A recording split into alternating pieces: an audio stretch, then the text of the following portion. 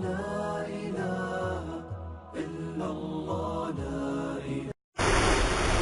لله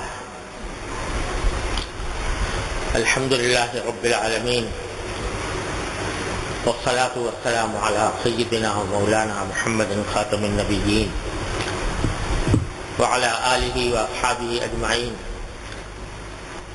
وعلى كل من تبعهم بإحسان إلى يوم الدين. أما بعد، فأعوذ بالله من الشيطان الرجيم. بسم الله الرحمن الرحيم. يا أيها الذين آمنوا اتقوا الله وابتغوا إليه الوسيلة وجاهدوا في سبيله لعلكم تفلحون. یہ آیت کریمہ ہے جس کے بارے میں کچھ گزارشات کافی عرصے سے کر رہا ہوں. اللہ تبارک و تعالی نے اس آیت میں پہلے تو ہم سب لوگوں کو تقوی اختیار کرنے کی تلقین فرمائی ہے. اس کے بعد دو جملے ارشاد فرمائے ہیں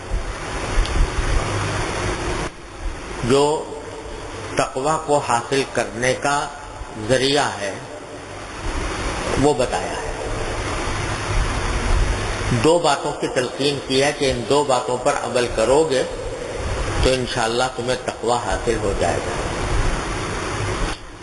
ان میں سے پہلی بات ہے وابتغوا الیہ الوسیلہ، اللہ تعالی تک پہنچنے کے لیے وسیلہ تلاش کرو.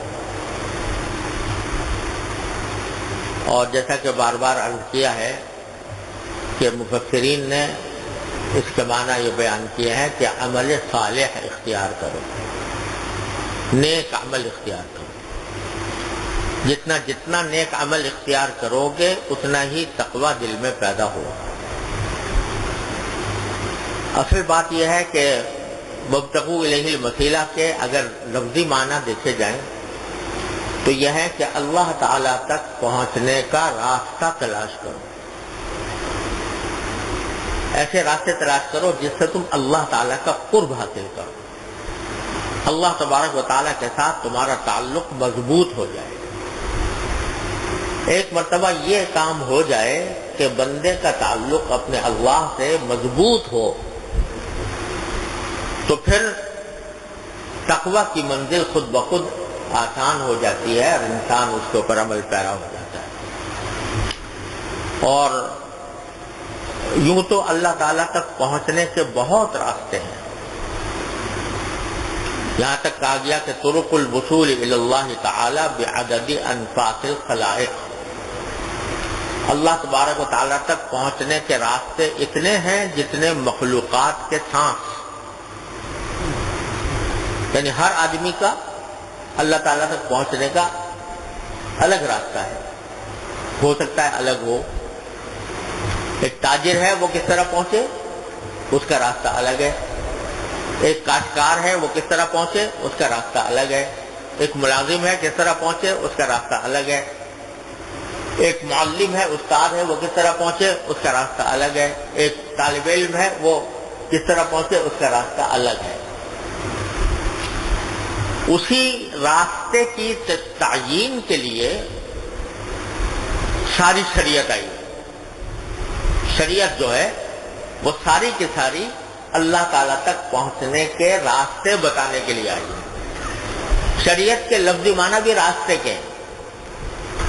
لغت میں شریعت نے کیا مانا؟ راستہ.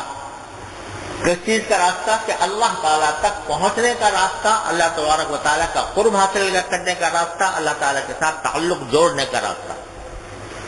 تو شریعت ساری کی ساری شریعت جس میں احکام ہیں وضو کے، طہارت کے، نماز کے، زکوٰۃ کے، حج کے، رمضان کے روزوں کے،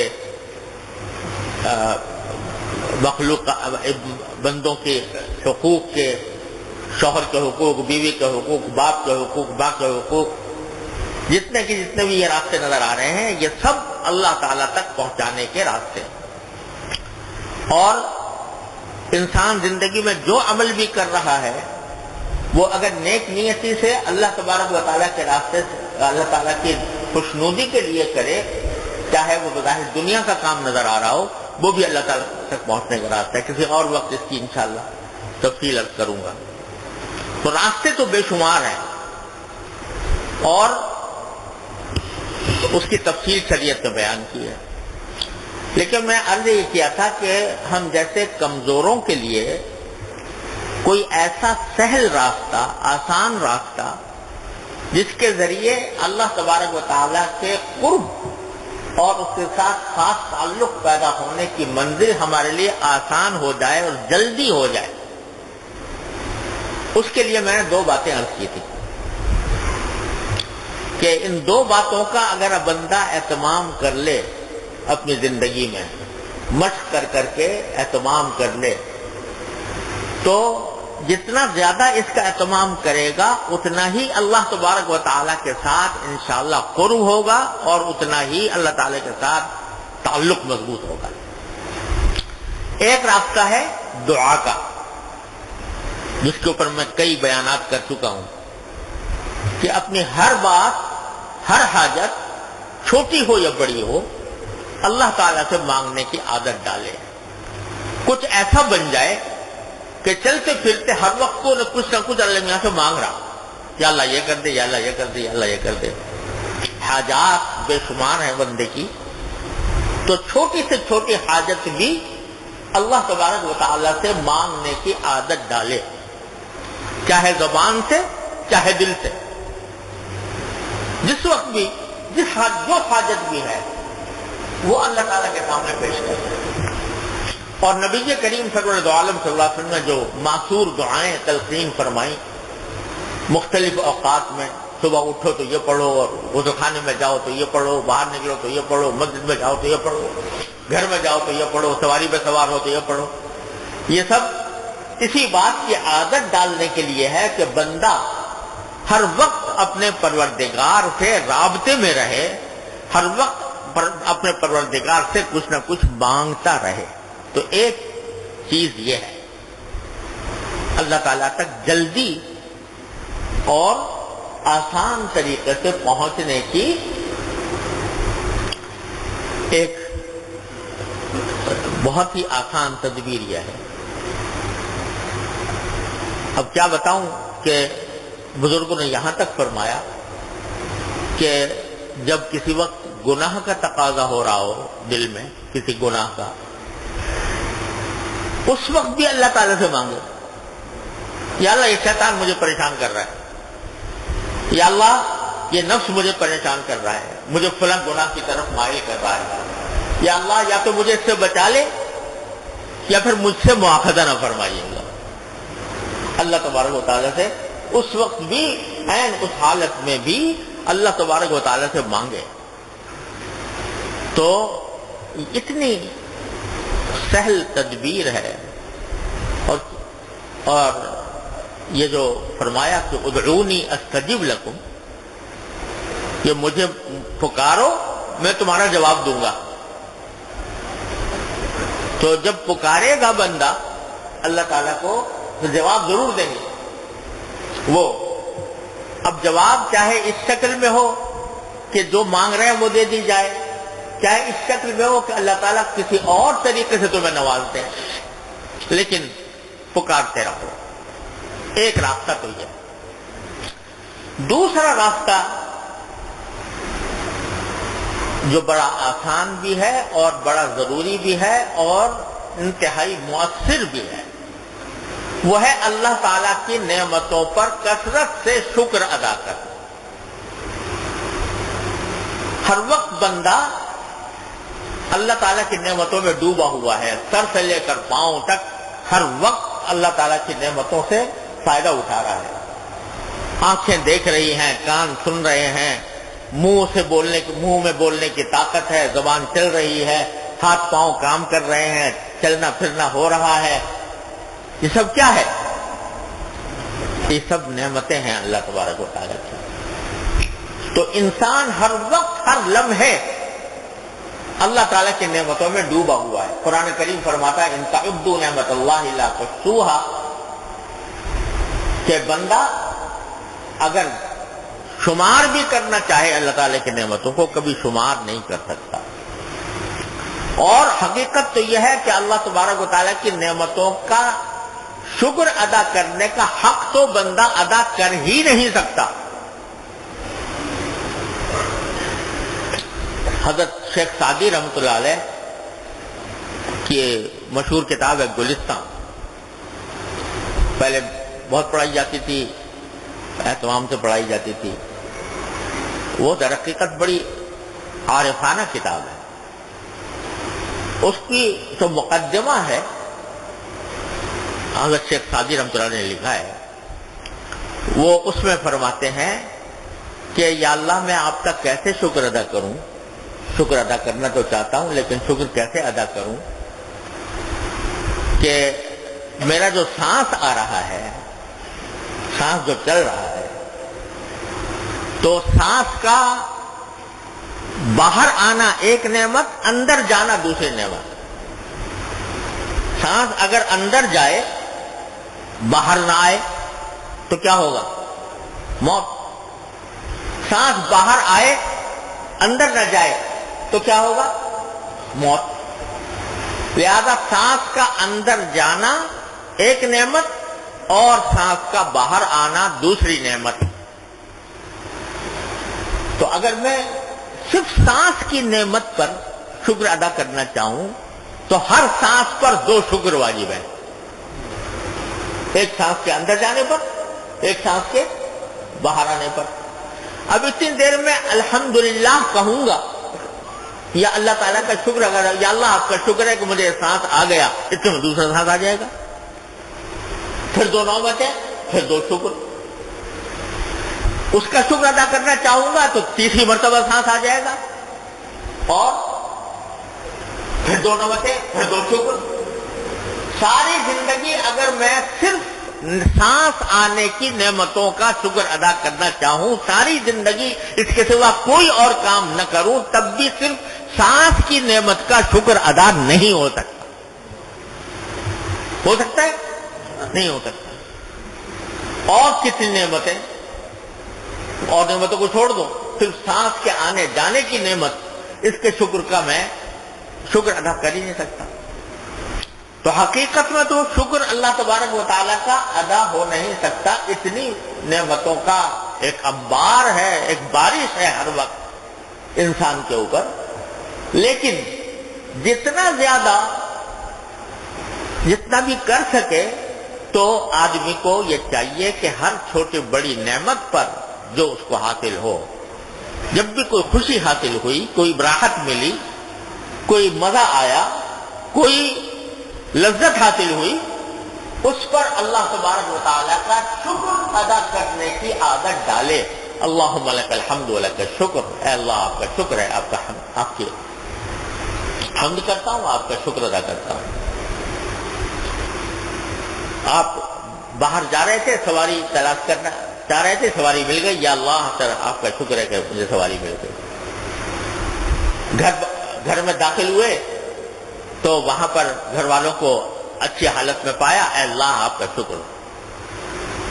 ہر بڑی چھوٹی بڑی نعمت پر شکر ادا کرنے کی عادت ڈالو.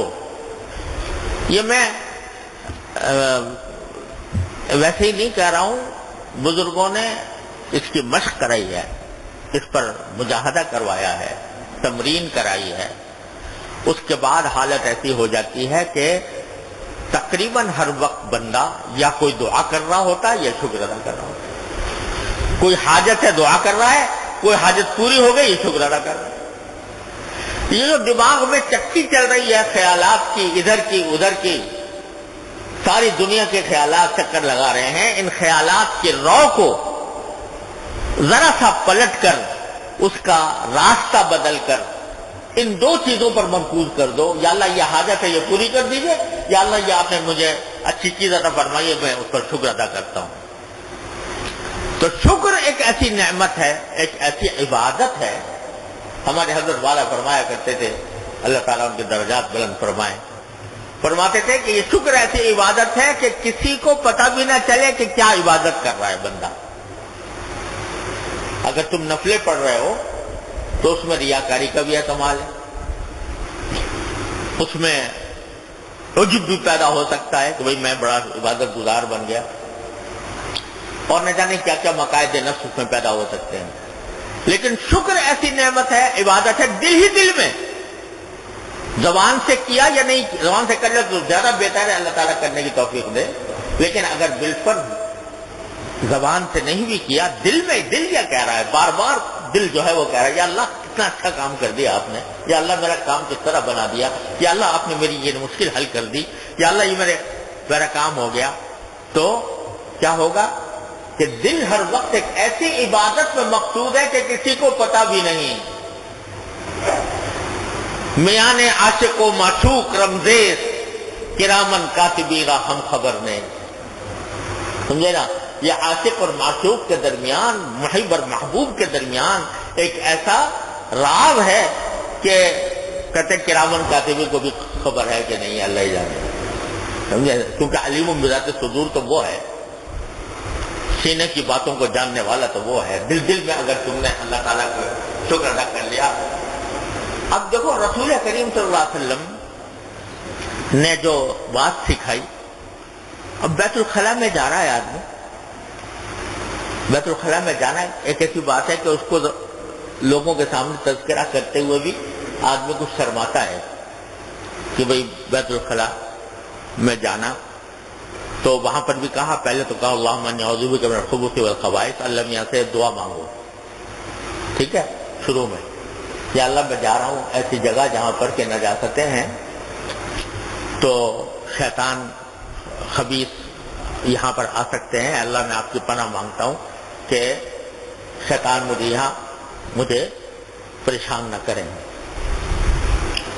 جاتے ہوئے تو دعا تلقین کر دی، جب فارغ ہوئے تو کیا کہا، الحمدللہ الذی اذھب عنی الاذی وعافانی، شکر ادا کرو، غلاظت باہر نکل گئی، غلاظت باہر نکل گئی، تو غلاظت باہر نکل گئی تو اس پر اللہ کا شکر ادا کرو کہ یا اللہ اگر کہیں یہ غلاظت جسم میں رہ جاتی اور نہ نکلتی، بتاؤ دیکھو قبض ہو گیا کسی آدمی کو، ہے نا، تو قبض ہو گیا، تو قبض ہونے کی حالت میں کہتے ہیں قبض جو ہے وہ ساری بیماریوں کی جڑ ہے، اگر قبض ہو جاتا باہر نہ نکلتی، یہ جو اندر گندگی ہے یہ اندر کیا فساد مچاتی، تو اللہ حضور اقدس صلی اللہ علیہ وسلم نے سکھا دیا کہ اس پر بھی شکر ادا کرو اللہ تعالیٰ کا، جس کے معنی یہ ہے کہ جس وقت بندہ قضاء حاجت کر رہا ہے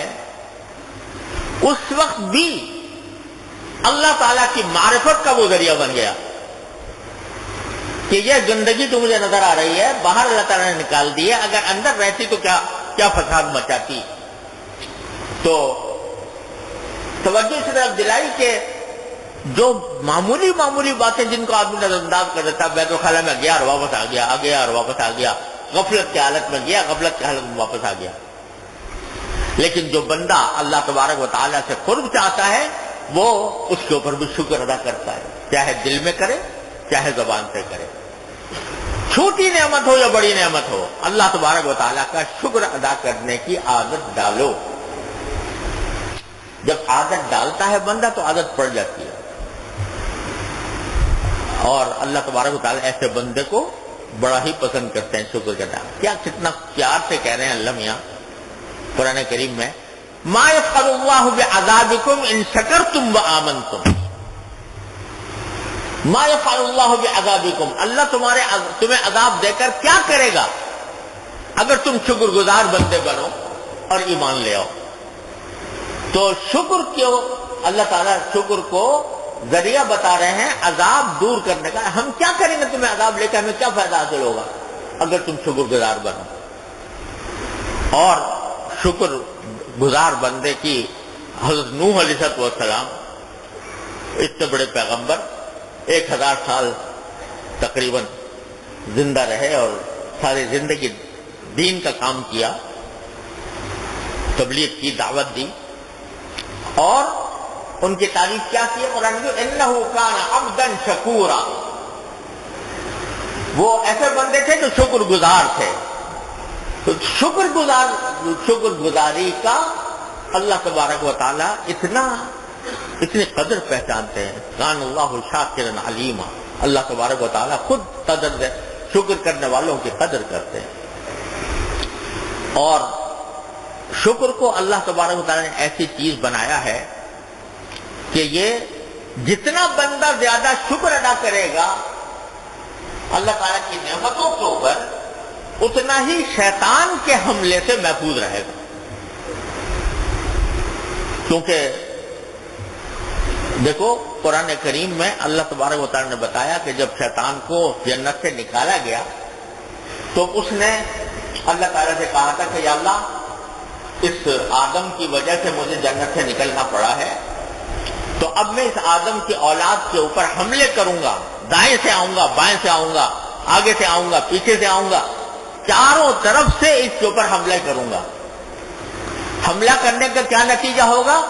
کہتا لا تجد اکثرہم شاکرین. اس کا نتیجہ یہ ہوگا میرے حملے کرنے کا کہ ان میں سے اکثر لوگ کو تم شکر گزار نہیں پاؤ گے. اے اللہ آپ شکر گزار نہیں ہو، یعنی میں ان کو شکر ادا کرنے سے غافل کر کے ناشکرا بنا دوں گا. یہ شیطان کا سب سے بڑا حملہ اور نتیجہ، ہم لوگ کا نتیجہ یہ بتایا. اس لیے علماء کرام نے فرمایا کہ جو بندہ زیادہ سے زیادہ شکر ادا کرتا ہو انشاءاللہ وہ شیطان کے حملوں سے محفوظ رہے گا. اب دیکھو تکبر کیوں پیدا ہوتا ہے انسان کے دل میں؟ وہ اپنی بڑائی کا احساس اس کے دل میں ہوتا ہے، دوسروں کی حقارت کا احساس دل میں ہوتا ہے. لیکن اگر کوئی بندہ یہ کہے کہ یا اللہ جو بھی نعمت مجھے ملی ہے، اگر میرے پاس صحت کی نعمت ہے تو آپ کا شکر، اگر آپ نے مجھے علم دیا ہے تو آپ کا شکر، اگر آپ نے مجھے صحت دی ہے تو آپ کا شکر، ہر چیز پر اللہ تعالیٰ کا شکر ادا کر رہا ہے. تو شکر ادا کرنے کا معنی یہ کہ میں تو استحقاق نہیں رکھتا تھا اس کا، آپ نے اپنے فضل و کرم سے عطا فرمایا، لہذا تکبر کہاں سے آئے گا؟ شکر گزار بندے کے دل میں تکبر نہیں آ سکتا، کیونکہ شکر کے معنی یہ ہے کہ مجھے شکر اسی وقت ادا کیا جاتا ہے کہ جب کسی شخص نے کوئی ایسا کام کیا ہو جو احسان کر دیا ہمارے اوپر، تو شکر ادا کیا جاتا ہے. سمجھے نا؟ اگر کسی کے ذمہ قرض واجب تھا ہمارا اور اس نے قرض ادا کر دیا، خیر کیا تو شکر یہ الگ بات ہے، لیکن شکر کی ضرورت اس لیے نہیں کہ اس کے ذمہ فرض تھا کہ وہ ادا کرتا، تو شکر نہیں. شکر تو اس کا ہے کہ اس نے قرض دیا تھا، لیکن جب اس نے واپس کیا تو واپس کرنا کوئی انعام نہیں، کوئی احسان نہیں ہے نا. لیکن اگر وہ جتنا دیا تھا اس سے کچھ زیادہ دے دے اپنی مرضی سے، پہلے سے شرط لگائے بغیر، قرض مانگا تھا 100 روپے اور طے ہوا تھا کہ 100 روپے واپس کریں گے، لیکن 100 کے بجائے اس نے 110 دے دیا اپنی مرضی سے، پہلے سے طے کیا. اب پہلے سے طے کر لیا تو سود ہو گیا، لیکن بغیر پہلے سے طے کیے ہوئے وقت پر آپ نے زیادہ دے دیا. جیسے رسول کریم صلی اللہ علیہ وسلم کی عادت یہی تھی کہ جب کسی سے کوئی ادھار معاملہ کرتے تو کچھ زیادہ دے دیا کرتے تھے.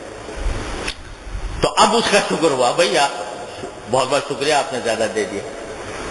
تو اللہ تبارک و تعالیٰ کا شکر ادا کرنے کا معنی یہ ہے، صحت کا شکر ادا کرنے کا معنی یہ ہے کہ یہ میرا کوئی قرضہ نہیں تھا آپ کے ذمہ کہ آپ مجھے صحت دیتے، لیکن آپ نے دی تو یہ آپ کا کرم ہے، میں آپ کا شکر ادا کرتا ہوں. تو جب یہ دل میں آ گیا کہ میرا استحقاق نہیں تھا، میرا کوئی قرضہ آپ کے ذمہ نہیں آتا تھا کہ آپ مجھے یہ دیتے، لیکن آپ نے اپنے فضل و کرم سے دے دیا، لہذا میں شکر ادا کرتا ہوں. تو یہ شکر ادا کرنا شکر گزاری بن گئی ہے. اور اس شکر گزاری کی وجہ سے بندے کے اندر اپنی بڑائی کا تصور نہیں آ سکتا کہ میں مستحق تھا، میرا حق تھا اللہ میاں کے اوپر کہ وہ مجھے ضرور یہ نعمت دیتے. تو جب یہ بات نہیں تو تکبر بھی نہیں آ سکتا. تو شیطان جو ہے وہ راہ مارتا ہے وہ جن راستوں سے، اس کا بہترین علاج یہ ہے کہ بندہ شکر گزار بن جائے اللہ تبارک و تعالیٰ کا. لیکن حقیقت میں شکر گزار بندے قرآن کریم میں اللہ تعالیٰ شکایت کرتے ہیں کہ ہیں کم، قلیل من عبادی الشکور، میرے بندوں میں صحیح معنی میں شکر گزار بندے بہت کم ہیں. نعمتوں میں تو سب کو میں نے سیراب کر رکھا ہے، سب کو دے رکھا ہے، کافر کو، منافق کو، مشرک کو، مسلم کو، غیر مسلم کو، سب کو رزق دے رہا ہوں۔ بری خان یغما سے دشمن سے دوست، عدیم زمین سفرہ عام اوس، بری خان یغما سے دشمن سے دوست۔ ہم نے دسترخوان پھیلایا ہوا ہے اپنے رزق کا دنیا کے اندر، نعمتیں ہی نعمتیں دے رکھی ہیں، دشمن کو بھی دے رکھی ہیں، دوست کو بھی دے رکھی ہیں، لیکن قلیل من عبادی الشکور، میرے بندوں میں شکر گزار بندے بہت کم۔ تو جب وہ بندہ شکر گزار بن جاتا ہے تو پھر اللہ تبارک و تعالیٰ کا قرب، جتنا شکر کرو گے اتنا ہی اللہ تبارک و تعالیٰ کا قرب حاصل ہوگا۔ اور ناشکری اللہ بچائے کہ آدمی ذرا سی کوئی تکلیف ہو جائے تو بس اس تکلیف کو لے بیٹھے، اسی کا رونا روتا رہے اور نعمتوں کو بھول جائے۔ یہ اللہ میاں کو بہت ناپسند ہے کہ آدمی بس اپنی تکلیفوں کو روتا رہے ہر وقت، مجھے یہ مصیبت آ گئی ہے، مجھے تکلیف پہنچ گئی ہے، بیماری ہو گئی، بے روزگاری ہو گئی، فلانا ہو گیا، اسی کو روتا رہے، مانگے ضرور لیکن اس کی وجہ سے ناشکری نہ کرے۔ یہ دیکھیں کہ عین اسی وقت میں مجھ پر کتنی نعمتیں نازل ہو رہی۔ فرض کرو بیماری ہو گئی، بخار آ گیا، اب بخار کے اندر بے شک بخار آ گیا، یہ ایک تکلیف ہے، مانگو اللہ تعالیٰ سے، یا اللہ مجھے بخار آ گیا، اپنے رحمت سے مجھے دور فرما دیجئے، لیکن یہ بھی تو سوچو کہ اس کے ساتھ اور نعمتیں کتنی ہیں۔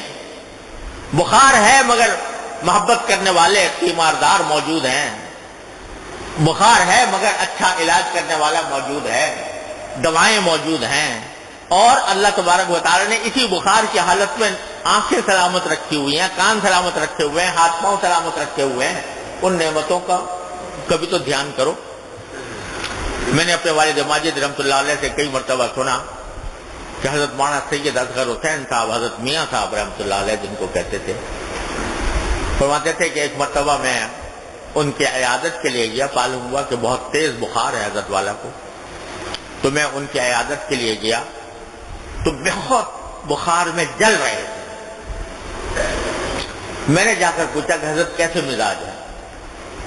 کہا بھائی اللہ تعالیٰ کا شکر ہے کہ میرا دماغ ٹھیک ہے، اللہ تعالیٰ کا شکر ہے میرا دل ٹھیک ہے، اللہ تعالیٰ کا شکر ہے میری آنکھیں ٹھیک ہیں، اللہ تعالیٰ کا شکر ہے میری کان ٹھیک ہیں، میری زبان بول رہی ہے، میرے ہاتھ پاؤں کام کر رہے ہیں۔ جتنی بیماریاں نہیں تھیں ان کا پہلے تذکرہ کیا، یا اللہ میں اس کا شکر ادا کرتا ہوں، البتہ بخار ہے، دعا کرو اللہ تعالیٰ وہ بھی دور ہو۔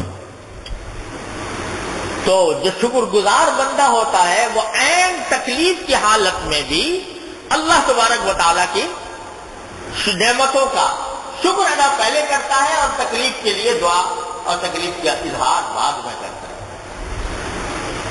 صحیح بخاری میں ایک حدیث آتی ہے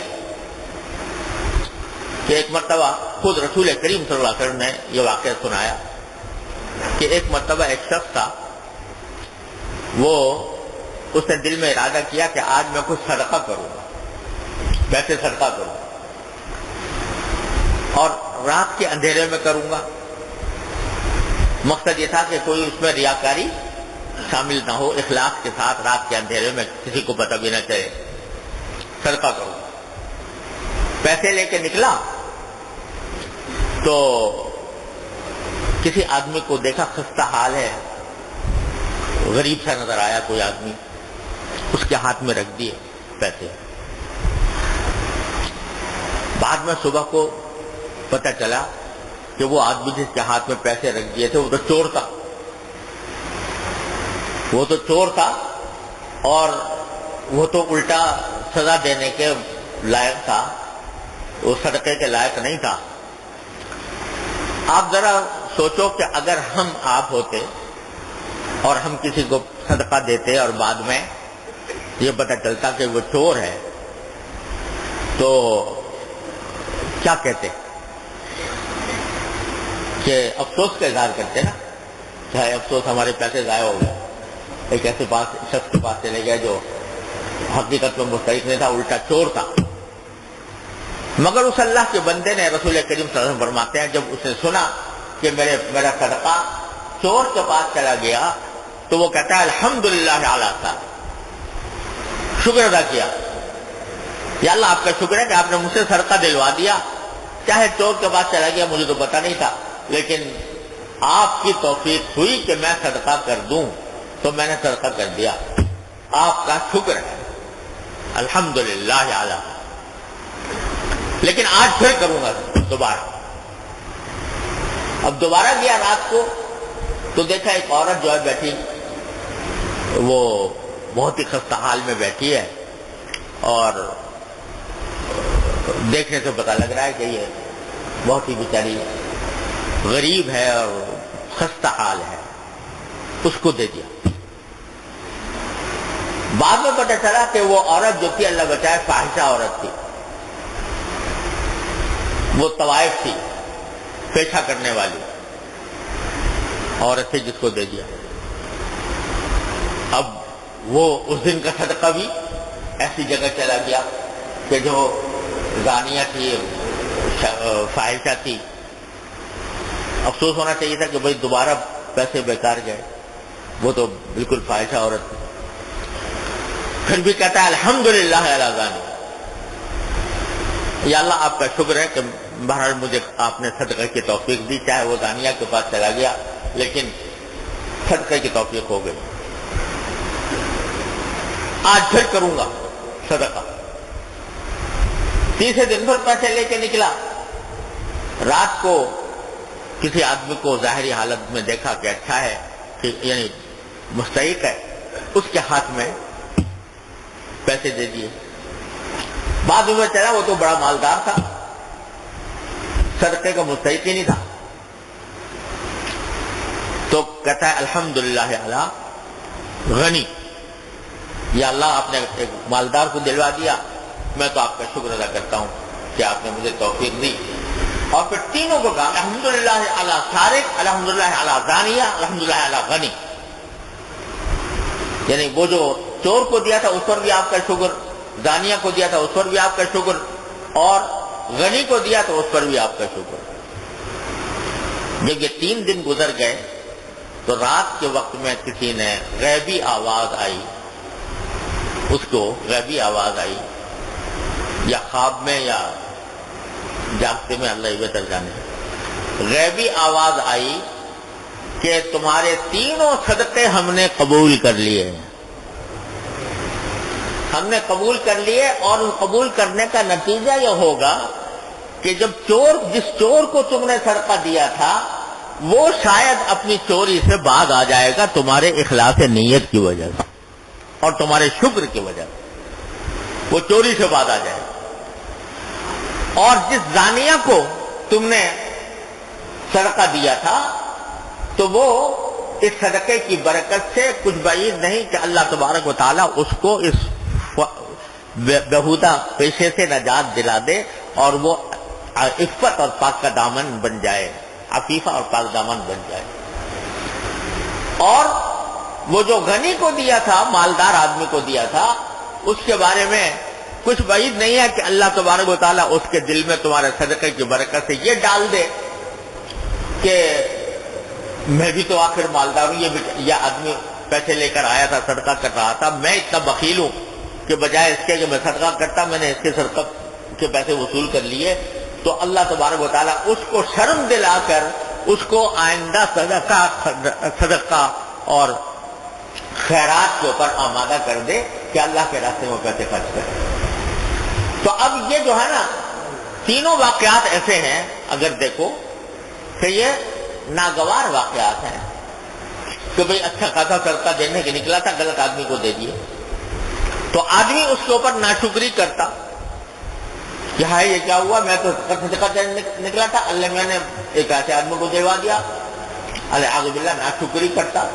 ناشکری کے بجائے اس نے شکر کیا، الحمدللہ علی سارق، الحمدللہ علی زانیہ، الحمدللہ علی غنی، تو اللہ تعالیٰ نے اس کی برکت سے ان تینوں آدمیوں کی اصلاح کر دی اور صدقہ قبول ہو گیا شکر کی وجہ سے۔ تو شکر ایسی چیز ہے کہ جو بندے کو اللہ تبارک و تعالیٰ سے قریب کرتی رہتی ہے، قریب کرتی رہتی ہے، قریب کرتی رہتی ہے۔ تو کچھ میں کس طرح اپنے دل کی بات کہوں کہ اپنے زبان اور اپنے دل کو شکر کرنے کا ایک عادی اس طرح بنا لو، رٹ لگائے گا اللہ تعالیٰ کے شکر کی، الحمدللہ اللہم لک الحمد ولک الشکر، الحمدللہ اللہم لک الحمد ولک الشکر، رٹ لگاؤ دعا کرنے کی اور شکر ادا کرنے کی۔ یہ اللہ تعالیٰ تک پہنچے گا قریب ترین راستہ ہے۔ ہمارے گھر میں خادمہ کام کرتی ہے، بیچاری بالکل ان پڑھ ہے، جاہل، نماز پڑھتی ہے لیکن نہ کوئی بہت زیادہ اللہ عبادت نہ کچھ کرتی ہے، اپنی نماز پڑھتی ہے، لیکن ایک چیز اللہ تعالیٰ نے اس کو ایسی عطا فرمائی ہے، مجھے اس پر رشک آتا ہے۔ چلتے پھرتے ہر لمحے اس کے زبان پر تکیہ کلام اس کا یہ ہے، یا اللہ تیرا شکر ہے، الحمدللہ رب العالمین۔ چلتے پھرتے میرے خیال میں وہ ہر 2-4 منٹ کے بعد یہ جملہ زبان سے کہتی رہتی ہے، کبھی زبان سے کہے گی، کبھی دل میں کہہ دے گی، کہ دل میں متعلق خدا جانے کتنا کہتی ہوگی جب زبان سے اتنا کہتی ہے۔ یعنی آپ اس کے ساتھ وہ ذرا عمر رسیدہ ہے لیکن یہ آواز اس کی ہر وقت میں سنتا رہتا ہوں، چلتے پھرتے اٹھتے بیٹھے، اللہ نے اس کو دولت دے دی، پتہ نہیں وہ کہاں پہنچے گی اپنے اس شکر کی وجہ سے، اللہ تبارک و تعالیٰ اس کو کیا مقام عطا فرمائے۔ تو تکیہ کلام اس نے یہ بنا رکھا ہے۔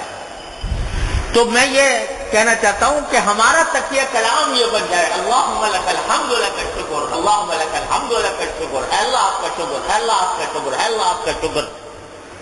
جتنا جتنا اللہ تعالیٰ کا شکر ادا کرو گے اتنا ہی اللہ تبارک و تعالیٰ کا قرب حاصل ہوگا، اللہ تعالیٰ کے ساتھ تعلق مضبوط ہوگا، تعلق ایک مرتبہ مضبوط ہو گیا تو بس تقویٰ ہے۔ اور ناشکری ایسی بلا ہے الیاذ باللہ، وہ اتنی بڑی بلا ہے کہ انسان کو جہنم میں لے جاتی ہے۔ وہ حدیث تو آپ نے سنی ہوگی، مشہور حدیث ہے کہ نبی کریم صلی اللہ علیہ وسلم نے فرمایا کہ میں نے جہنم میں خواتین کو دیکھا، عورتوں کو دیکھا، کثرت سے عورتوں کو وہاں دیکھا جہنم۔ تو خواتین نے پوچھا کہ یا رسول اللہ کی کیا وجہ ہے؟ تو آپ نے فرمایا 2 باتیں ہیں، تکثرن اللعن و تکفرن العشیر، تم لعنت کی کثرت کرتی ہو، لعن طعن بہت کرتی ہو، اور شوہر کی ناشکری کرتی ہو۔ یعنی اچھا خاصا شوہر تمہارے ساتھ اچھا برتاؤ کر رہا ہے اور کہتی ہو مجھے تو تمہارے یہاں کے کیا ملا، میرا تو نصیبہ پھوٹ گیا، میری تو قسمت پھوٹ گئی، اور یہ فلانا اس طرح کی باتیں کرتی شوہر سے، نافرمانی کی باتیں۔ اس واسطے تمہیں عورتوں کو زیادہ آزاد۔ معلوم یہ ہوا کہ جو عورتیں اس سے پرہیز کریں، نہ زبان پر ان کے لعنت آئے کسی کا، نہ طعنہ آئے، طعن و تشنیع آئے، اور نہ وہ ناشکری کریں، تو انشاءاللہ وہ ان جہنم میں جانے والی عورتوں میں شامل نہیں ہوں گے۔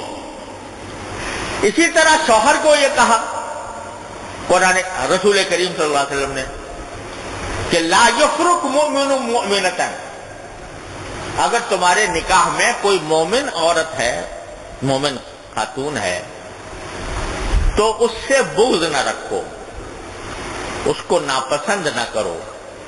کیوں؟ ان کرہ منہا خلقا رضی منہا آخر، ذرا یہ دیکھو کہ اس کی کچھ باتیں تو تمہیں بری لگ رہی ہیں، لیکن اگر کچھ باتیں بری لگ رہی ہیں تو دوسری بہت سی باتیں اچھی بھی ہوں گی اس کے اندر۔ اچھی باتوں کا دھیان کرو، اچھی باتوں کی طرف التفات کرو، ان اچھی باتوں پر اللہ کا شکر ادا کرو، یا اللہ مجھے ایسی بیوی اللہ تعالیٰ نے عطا فرمائی کہ جس کے اندر یہ اچھائیاں موجود ہیں۔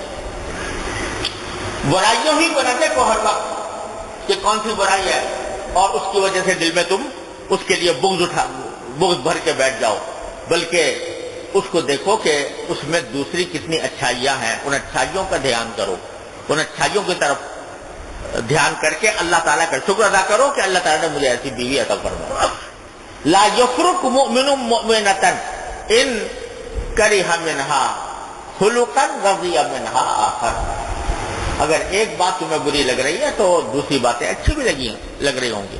کوئی انسان سراپا غلط نہیں ہوتا، کوئی انسان سراپا حسن نہیں ہوتا۔ ہر ایک کے اندر کچھ اچھائیاں ہوتی ہیں، کچھ برائیاں ہوتی ہیں. تو جب زندگی کا ساتھ تمہیں اللہ تعالیٰ نے عطا فرمایا تو پھر اس کی برائیوں کے بجائے اچھائیوں کی طرف نگاہ کرو. جو برائیاں ہیں ان کی اصلاح کی جتنی فکر کر سکتے ہو اور جتنی قدرت میں ہے وہ اختیار کر لو، لیکن اس کے ساتھ بغض نہ رکھو. لا یفرق مومن مومنۃ. تو ناشکری بہت بڑی بلا ہے.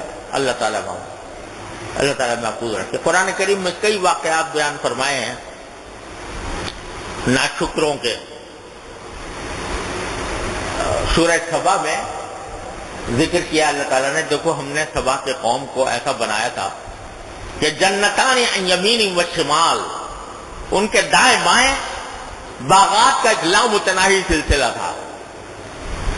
اور روایات میں آتا ہے کہ ان کے باغ اس طرح تھے سڑک کے دونوں کنارے کہ انہوں نے سڑک کے اوپر چھت جیسی بنا دی تھی. ادھر کے درخت اور ادھر کے درخت آپس میں مل جاتے تھے اور ایسا لگتا ہے جیسے چھت ہے. اور یہاں تک لکھا ہے روایات کے اندر کہ کوئی آدمی اگر خالی ٹوکرا سر پہ رکھ کے اس سڑک پر گزرے تو سڑک ختم ہونے تک اس کا ٹوکرا پھلوں سے خود بخود بھر جاتا تھا. درخت سے پھل ٹپکتے رہتے تھے، اس کا ٹوکرا بھر جاتا تھا. جنتان عن یمین و شمال کلوا من رزق ربکم واشکروا لہ. ہم نے ان سے کہا تھا کہ اپنے پروردگار نے تو تمہیں جو رزق دیا ہے وہ کھاؤ اور شکر ادا کرو اللہ تبارک و تعالیٰ. بلدۃ طیبۃ ورب غفور.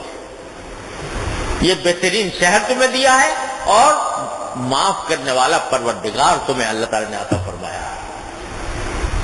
لیکن کیا ہوا؟ ناشکری کی ان بندوں نے.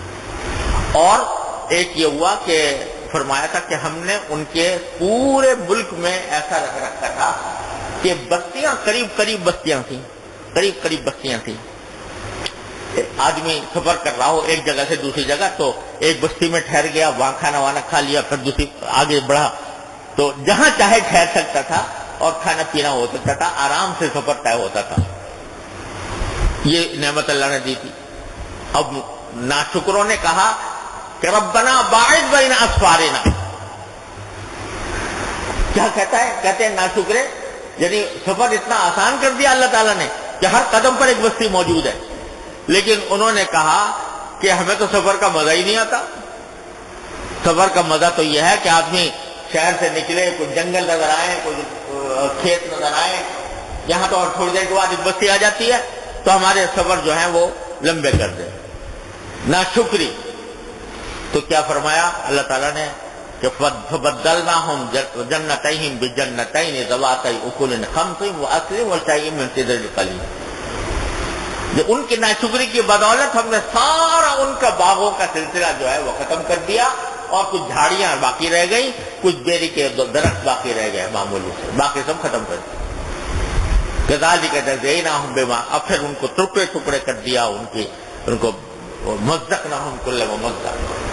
ان فی ذلک لآیات لکل صبار شکور. اس میں نشانیاں ہیں ہر اس شخص کے لیے جو صبر کرنے والا ہو اور شکر کرنے والا ہو. تو میرے بھائیوں اور بہنوں، عرض یہ کرنا ہے کہ اپنی زندگی میں شکر کو اپنا وظیفہ بنائیں. چلتے پھرتے اٹھتے بیٹھتے اللہ تبارک و تعالیٰ کا شکر ادا کرنے. ایک دعا اور ایک شکر. جو حاجت ہے اس کو مانگو اللہ تعالیٰ سے، جو حاجت مل گئی ہے اس پر شکر ادا کرو. بس یہ دو کام اگر کر لیے اس طرح کہ عادت بن گئی، ہر وقت دل میں کوئی دعا آ رہی ہے، ہر وقت دل میں کوئی شکر ادا ہو رہا ہے، تو رفتہ رفتہ اللہ تعالیٰ کے ساتھ تعلق ایسا انشاءاللہ مضبوط ہوگا کہ وہ ٹوٹے گا نہیں انشاءاللہ. یہ ہے ابتغوا الیہ الوسیلہ کا آسان ترین راستہ. اللہ تعالیٰ کی طرف پہنچنے کا راستہ تلاش کرو دعا سے اور شکر سے. اللہ تعالیٰ اپنے فضل و کرم اپنے رحمت سے ہم سب کچھ کی توفیق عطا فرمائے. اللہم صلی علی سیدنا مولانا محمد وعلی آل سیدنا محمد کما صلیت علی ابراہیم وعلی آل ابراہیم انک حمید مجید. ربنا ظلمنا انفسنا وان لم تغفر لنا وترحمنا لنكونن من الخاسرین. ربنا ظلمنا انفسنا وان لم تغفر لنا وترحمنا لنكونن من الخاسرین. ربنا آتنا فی الدنیا حسنہ بالآخرۃ حسنہ وقنا عذاب النار۔ یا اللہ تمام حاضرین حاضرات کو ان کے تمام جائز مقاصد میں کامیابی عطا فرما۔ یا اللہ جن جن لوگوں نے ہم سے دعا کی فرمائش کی ہے اپنی رحمت سے ان سب کی دلی مرادوں کو پورا فرما۔ ربنا تقبل منا انك انت السميع العليم وتب علينا انك انت التواب الرحيم، وصلى الله تعالى على خير خلقه سيدنا مولانا محمد وعلى اله واصحابه اجمعين، آمين برحمتك آمين برحمتك۔